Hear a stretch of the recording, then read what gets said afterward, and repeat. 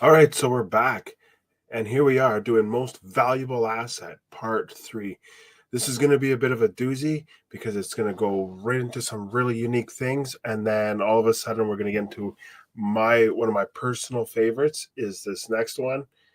And so I'll just give you it's just asking the right question. So Joseph Gantar with Gantar Enterprise, we're going to get right to it right now.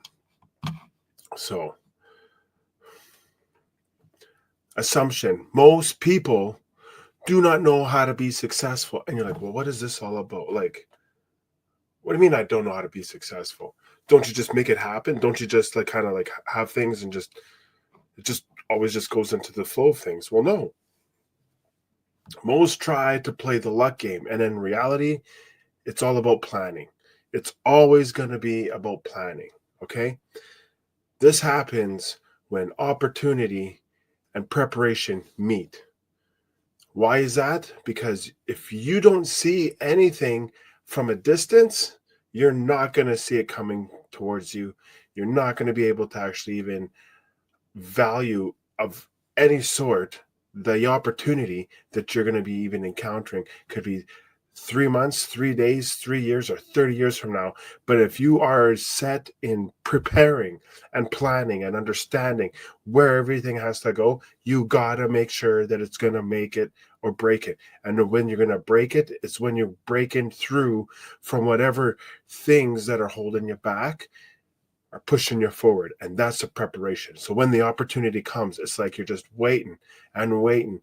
But you're not actually waiting and standing still. It's an aggressive patience, that allows you to do all the preparations, all the planning, all the equipping, because you know that your time's coming.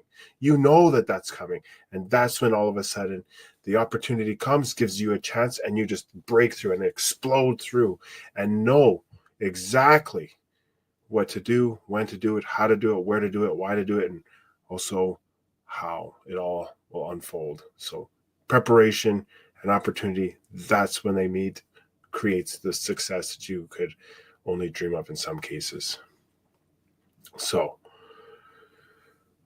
most will consider success as instantaneous, an event, a moment, or even a place. That's not even, I mean, come on, like seriously? Like think about it. Like, hey, I'm successful when we win the championship. The championship, the reality is 24 hours. There's the celebrations and everything else. In fact, it's even shorter than that. I don't understand sports teams, to be honest. I was in very high level elite sports at many years ago. And it was literally a type of addiction, to be honest. I got to do whatever I got to do in order to advance myself to be the best in where I am, to where I want to go, to how I want to establish myself for that next age group or that next level, or just wanting to somehow stand out. And right before like this all was ready to come into fruition, a long story short, it just turned me right off. I just seen some stuff that happened behind the scenes that just rubbed me the wrong way, and this is how it works out. So most consider success as instantaneous, an event, a moment, or a place. Absolutely not. Not the case at all. In fact, assumption: most people are actually naturally motivated. Well, as you can see, it takes a lot of hard work, dedication, and discipline, and a lot of preparation. It doesn't happen that way. But when you're watching someone explore an event or an environment in a very curiosity way, or curious or curious way, that is natural motivation. That is the essential, purest form of someone putting themselves out there and wanting that. Okay, so you just sometimes have to really see the high impact of what you would consider, what most people would say, a low value experience, but that's like a child experiencing something for the first time, the innocence in their eyes, the excitement of innocence in that moment of whatever that might be. Phenomenal. But never ever let go of what it takes. So what actually motivates people, this is going to be a real enjoyment. We'll say that. So what about significant contributions? People would want to make a lasting impact that lasts value to someone else. So they want to be able to leave something into somebody. They don't just, oh yeah, here, you give someone the opportunity to feed someone. You're like, oh yeah, that's great. And there was that one thing. It was like, oh yeah, I made an impact. But to teach someone how to feed themselves through other means of resources and having unlimited resources to be put forth, that is basically the lasting value that would change someone else's life. And that's where you're going to have those significant contributions. So goal participation, people support what they create. This includes when they feel like they are making a difference. This includes when they are so-called having a stake in the issue. So they're having a commitment or significant impact in influencing it or participating in the decision making.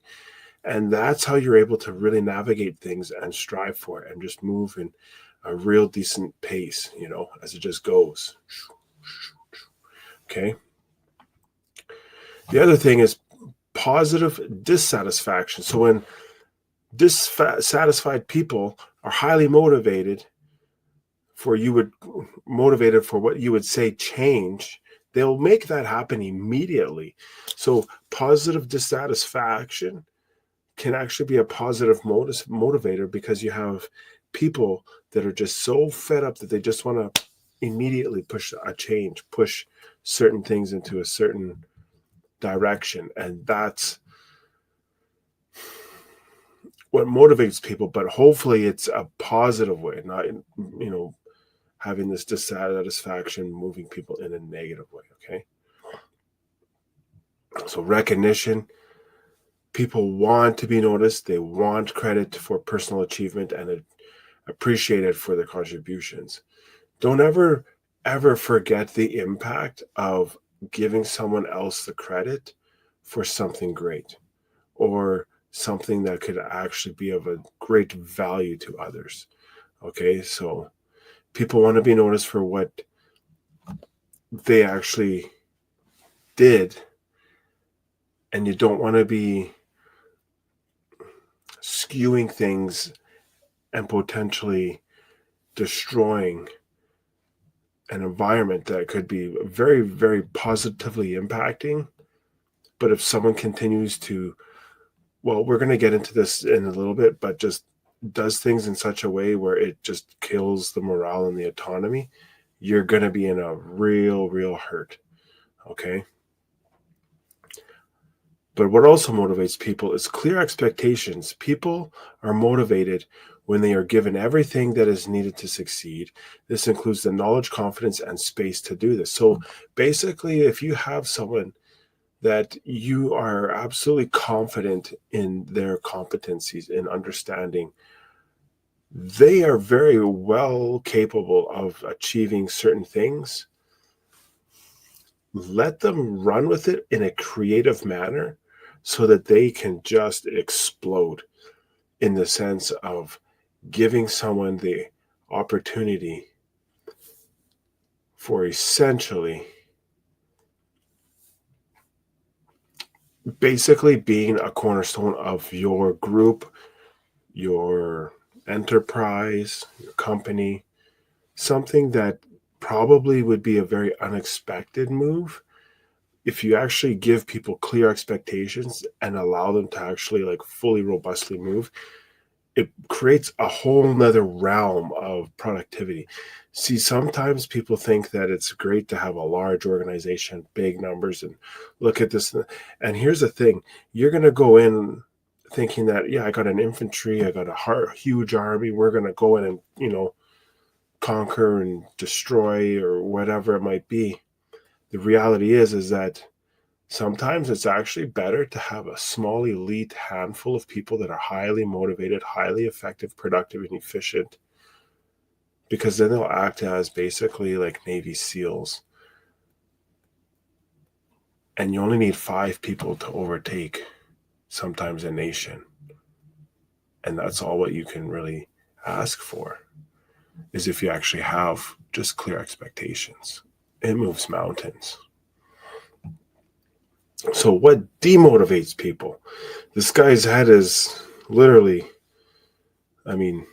exploding. So here's basically what it comes down to. We're going to move this really quick because we're kind of going a little bit over here. So here's how to avoid demotivating others at all costs. So don't belittle anyone. Public criticism and cutting conversation, even in jest, can hurt. When taking this into extreme will destroy a person's self-esteem and confidence, always remember the ratio is 9-1, 9 positives to counteract 1 negative. Don't manipulate anyone. No one enjoys the experience of being manipulated or maneuvered or used. No matter the type of manipulation, it destroys any type of wall of trust. Don't be insensitive. Most people, your priority, most people are priority. So make people your main priority. People are your greatest resource. Therefore, take the time to nurture the relationships that slowly build. A great way to make a really good progress is active listening. So it's active listening is like you're not saying anything, but you're speaking volumes through like your, body language. Wow. Yeah. So please keep that in the back of your minds whenever you're kind of going through this. Don't discourage personal growth. Growth is motivating to foster and desire that those who have the desire to stretch themselves, it's the greatest reward in this to support these people as they become your greatest asset later, feeling that they never would have been able to achieve that opportunity or have that opportunity to achieve it in what they did without you, giving you the position as a mentor of influence. The degree of impact is up to you. This is discussed in earlier sessions, but it allows you to have a very critical and impactful place in a positive way to someone if you just know how to support them correctly. So with that all being said, we're going to go most valuable asset part 4. We're back 8 p.m. Pacific, 11 p.m. Eastern. Work hard and stay humble.